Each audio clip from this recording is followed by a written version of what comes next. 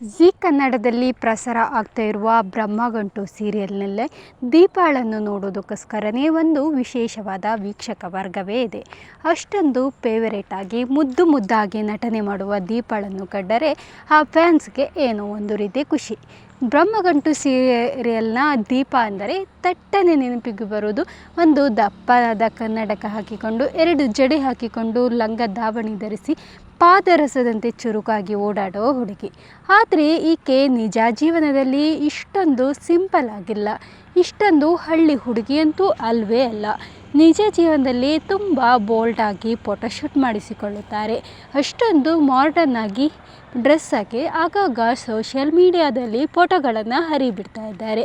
ಇವರ ಈ ರೀತಿ ಫ್ಯಾಷನ್ಗೆ ಅವರ ಅಭಿಮಾನಿಗಳಂತೂ ಸಖತ್ ಖುಷಿಯಾಗಿದ್ದಾರೆ. ದೀಪಾ ಪಾತ್ರದಲ್ಲಿ ನಟಿಸುತ್ತಿರುವ ದಿಯಾ ಕಿರುತೆರೆಯಲ್ಲಿ ಸ್ಕಿನ್ನರಿ ಎಂಬ ಸೀರಿಯಲ್ ಮೂಲಕ ಬಾಲನಟಿಯಾಗಿ ಎಂಟ್ರಿ ಕೊಟ್ಟಿದ್ದರು. ಬಾಲನಟಿ ಅಲ್ಲಿ ಐಶ್ವರ್ಯ ಪಾತ್ರದ ಮೂಲಕ ನಟನೆ ಮಾಡುತ್ತಿದ್ದ ದಿಯಾ ಅಲ್ಲಿ ಒಂದು ನೆಗೆಟಿವ್ ಪಾತ್ರದ ಮೂಲಕ ಕಾಣಿಸಿಕೊಂಡಿದ್ದರು. ಅಲ್ಲಿ ಒಂದು ಚಂದದ ನಟನೆಯ ಮೂಲಕ ಗಮನ ಸೆಳೆದಿದ್ದ ದಿಯಾ ಇದೀಗ ದಿಢೀರಾಗಿ ಬ್ರಹ್ಮಗಂಟು ಸೀರಿಯಲ್ನಲ್ಲಿ ನಾಯಕಿಯಾಗಿ ಬಡ್ತಿ ಪಡೆದಿದ್ದಾರೆ. ಅವರು ನಿಜ ಜೀವನದಲ್ಲಿ ಅದೆಷ್ಟು ಗ್ಲಾಮರಸ್ ಅನ್ನೋದನ್ನು ನೀವೇ ನೋಡಿ.